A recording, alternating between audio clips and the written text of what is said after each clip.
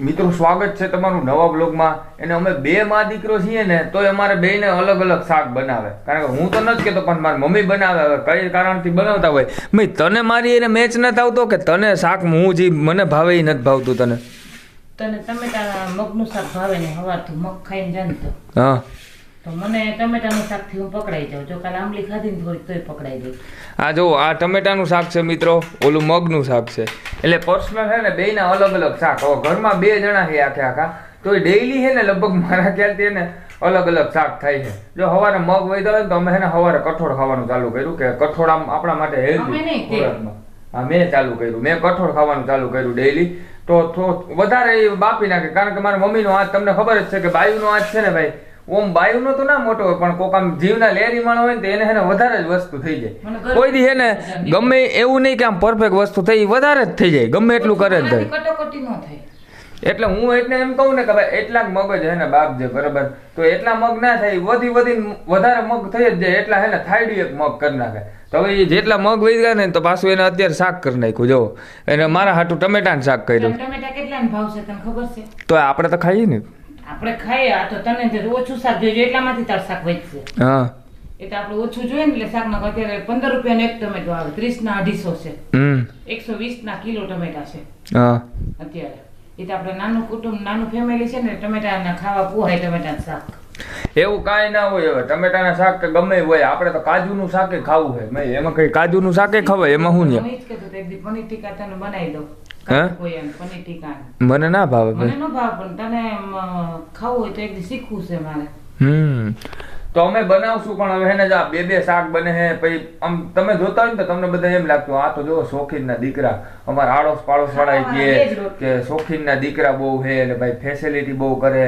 પછી અમારા હગાવાલામાં કહે કે ભાઈ આ ફેસિલિટી બહુ કરે, ચાઈગલા છે, કોઈના ઘરે જાય તો એને ખાવાનું ના ભાવે, જી હોય રોડવી ના લે. પણ એવું ના હોય વસ્તુ.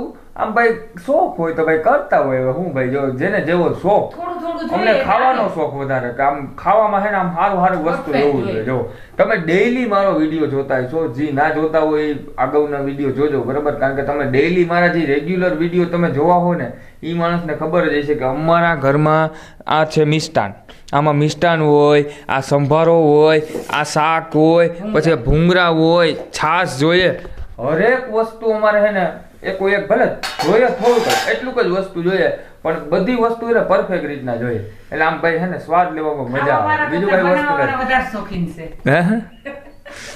ખાવા વાળા કરતા બનાવવા વાળાનો વધારે શોખ છે. વિડીયો ઉતારે ને મારે પંખો બંધ કરે ને તો મને એટક આવી જાય. તો મને જો તે ચક્કર આવવા માંડે પંખો બંધ હોય તો. આ તો કાય તો પંખો ચાલુ કે ના પણ ઊભી થઈને ચાલુ કર. વાહ ભાઈ વાહ, આ તો કર દે. મને આવે ચક્કર તો કર દે. એસી ચાલુ કર ને પંખો ચાલુ કર. જો મિત્રો અત્યારે વરસાદનું વાતાવરણ છે તોય છે ને એસી કન્ટિન્યુ એને ચાલુ રાખવું. આ એસીમાં રહેવાનું. ખાલી 2 મહિના થયું છે, બિલે એટલું ફાડી નાખે એવું એટલું આવ્યું છે, બીજો ઉપરથી ખર્ચો એટલો આવ્યો છે, છતાં પણ છે ને ત્રીજી વસ્તુ એ નુકસાન કે 3 ફોલ્ટ અમારા ઘરમાં આવ્યા એક એસીના લીધે. બિલનું કે છે નહીં મને એક આવી જાય તો 1 મિનિટ 3 વસ્તુનો અમારે નુકસાની ભોગવવાની થાય બરાબર. પહેલી વસ્તુ એ કે શરીર નબળું પડે, બીજી વસ્તુ એ કે ક્યાંય રહી ના શકીએ, ત્રીજી વસ્તુ એ કે બિલ વધારે આવે, ચોથી વસ્તુ એ કે એસી લીધું એનોય પણ ખર્ચો કારણ વિનાનું હે ને ઇન્વેસ્ટમેન્ટ થઈ ગયું. એટેક આવી જાય હા વયા જાય તો ખર્ચો નહીં, કોઈ વસ્તુ નહીં. પછી ભાઈ એટેક આવવાની વાત નથી. આમ જોવો અત્યારે આ વરસાદનો માહોલ છે ને તમે આખો જોઈ લ્યો મિત્રો. બાયણે જોવો છાંટા જમણા હે ને ઊભા રહ્યા હે બરાબર વરસાદ, તોય જો એના મોઢામાં કેટલો પરસેવો, ક્યાંય રહી ના શકે. જો ચાલુ કરજે. આ એટલો ફરક છે. એટલે ખરેખર હું તો હે ને એક સલાહ આપું છું મારા તરફથી કે ભાઈ હે ને જીવનમાં એને જેટલી આપણે ફેસિલિટી કરીએ ને એટલી હે ને ના કરાય. હું જાડા માણસની વસ્તુ નથી પણ ના કરાય.